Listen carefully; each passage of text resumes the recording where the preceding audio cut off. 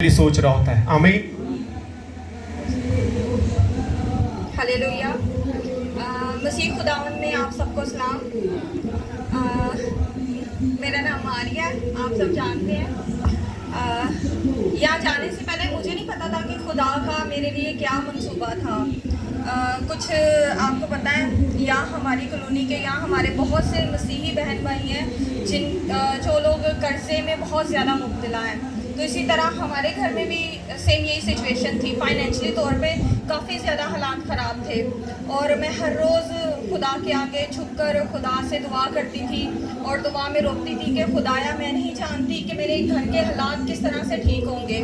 और मैं अपने घर के हालातों को लेके काफ़ी ज़्यादा परेशान थी और मुझे कोई रास्ता भी नज़र नहीं आ रहा था कि मैं ये सब कैसे करूँगी। फिर मेरी क्लासमेट थी फैरी, वो मदीना टाउन में रहती हैं। उन्होंने अप्लाई किया और वो बाहर गई और उन्होंने मुझे अपने ही एजेंट का नंबर दिया।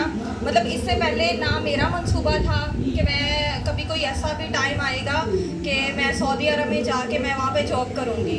तो ऐसे मैंने एजेंट के साथ कांटेक्ट किया, उन्होंने मुझे गाइड किया और फिर उन्होंने मुझे बताया कि इस प्रोसेस के लिए जो है ना तकरीबन 3 से 4 लाख जो है ना उनकी रिक्वायरमेंट है। फिर मैं परेशान थी कि अब ये सारा बंदोबस्त जो है, पहले ही हालात घर के ऐसे नहीं हैं कि मैं इतना ज़्यादा जो है मैं अफोर्ड कर पाऊँ। तो इसी तरह मैं नहीं जानती कि मैंने प्रोसेस स्टार्ट कर दिया। मैं नहीं जानती कि खुदा ने ये सब कैसे किया और कैसे नहीं किया। मैं ये नहीं जानती किस तरह से अरेंज किया मेरे लिए। मेरे रिलेटिव्स ने मेरा बहुत साथ दिया है। उसके अलावा एक पास्टर थे साजद से, पास्टर यासर, उन्होंने सबसे पहले उन्होंने मुझे पैसे दिए और उसी की वजह से मैंने अपना ये प्रोसेस स्टार्ट किया।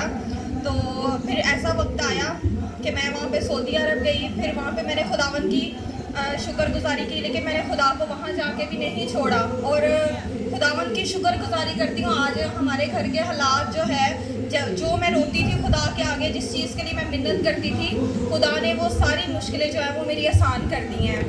इसी तरह मैं जब वापसी में थी, 8 से 9 माह गुजरे, फिर मुझे मेरी कंपनी में पता चला कि हम जो है ना वो 2 साल का कॉन्ट्रैक्ट था मेरा उनके साथ, लेकिन उससे पहले हम इमरजेंसी लीव भी ले सकते हैं। फिर इसी दौरान मैंने अपने घर वालों से बात की, अपनी अम्मी से बात की कि मेरा अब दिल उदास है, तो मैं ना यहाँ पे आना चाहती हूँ। कंपनी से मैंने बात की तो मुझे छुट्टी की अप्रूवल नहीं मिल रही थी। उन्होंने कहा था कि यहाँ तो 1 साल के बाद आप जा सकती हैं या 2 साल कॉन्ट्रैक्ट पूरा करने के बाद। खैर खुदावन के आगे मैंने ये भी इल्तिजा रखी, खुदा ने मेरी इस इल्तिजा को भी सुना है। फिर आते टाइम भी काफ़ी ज़्यादा प्रॉब्लम थी। मेरी दुबई में फ़्लाइट मिस हो गई। फ़्लाइट मिस होने के बाद फिर मैंने वहाँ से टिकट करवाई कराची से फिर फैसलाबाद। और सामान मेरा जो था वो वहाँ पे दुबई में था। मैं जुमे की नाइट पे आई थी और सामान का मुझे सब लोग कह रहे थे सामान नहीं मिलेगा। और सबसे बड़ा प्रॉब्लम मेरा ये था, मेरे जो नर्सिंग के जितने भी डॉक्यूमेंट्स थे वो मेरे बैग के अंदर थे, मेरे हैंड कैरी के अंदर थे, और वो भी वहाँ पे सऊदी अरब में उन्होंने सबमिट कर लिया था। और काफ़ी कुछ सुनने में आ रहा था कि क्योंकि मेरा जो भाई है जवाद, वो भी गए थे बहरीन में, तो उनका बैग भी नहीं मिला। फिर मैंने पास्टर जी से दुआ करवाई, अम्मी ने भी बात की कि पास्टर जी, मैं तो वापस नहीं जा पाऊँगी अगर मेरा बैग नहीं मिला, क्योंकि सारी मेरे जो डॉक्यूमेंट्स हैं वो मेरे बैग के अंदर हैं। तो आप इस मकसद के लिए आप दुआ करें। खैर 3 से 4 दिन मैंने कंटिन्यूसली मैंने स्ट्रगल की, कंप्लेन दर्ज करवाई कराची एयरपोर्ट पे।